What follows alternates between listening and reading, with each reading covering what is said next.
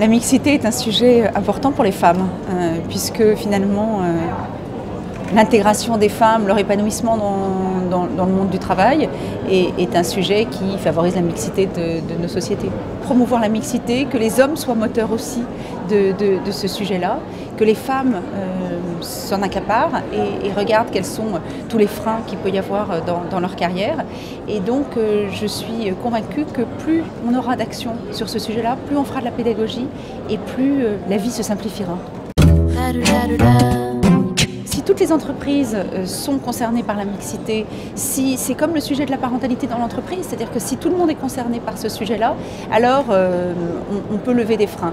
Et puis on est dans une période numérique qui va permettre d'avoir plus de flexibilité, qui va permettre de changer les rapports dans l'entreprise, à l'extérieur de l'entreprise, le travail évidemment, le télétravail. Et donc je pense que c'est un accélérateur de mixité.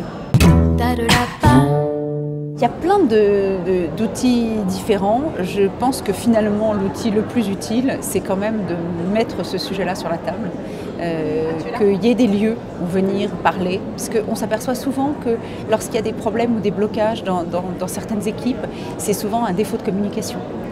Donc il faut trouver, que ce soit par le biais du mentoring ou que ce soit par le biais de séminaires, de moments d'exposition comme celui-là, des moments pour sortir un peu du cadre. Et c'est ce qu'on appelle out of the box. Et quand on est out of the box, en général, les problèmes se résolvent. Vous savez, les femmes sont 58% des diplômés de l'OCDE.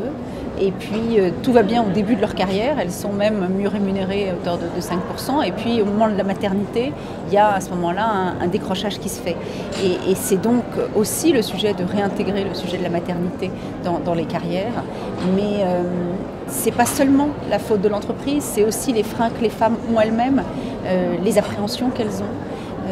Et le fait que souvent c'est elles qui subissent la précarité. Vous savez que 80% des travailleurs précaires sont des femmes.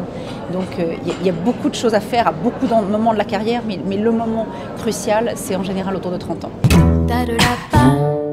Moi j'ai l'impression que la mutation, elle se fait en impliquant les hommes dans l'éducation des enfants, dans les tâches ménagères, dans tout ce qui fait la deuxième vie des femmes à côté. Donc, et ça, on voit sur beaucoup de cas que la valeur de l'exemple est forte. Il y a aussi beaucoup d'actions qui s'adressent aux hommes. Je pense que pour les hommes, c'est pas aussi facile. Et donc je pense que c'est pour ça que le sujet du forum de la mixité, il est intéressant aussi pour les hommes. Parce que je pense que les hommes ont aussi des questions qui relèvent justement de leur place, de leur implication dans le travail, dans le modèle qu'ils avaient historiquement. On n'est pas obligé de rester très tard pour montrer sa performance. On peut exprimer que sa vie familiale aussi est importante. Donc non, je pense que pour les hommes, c'est important aussi.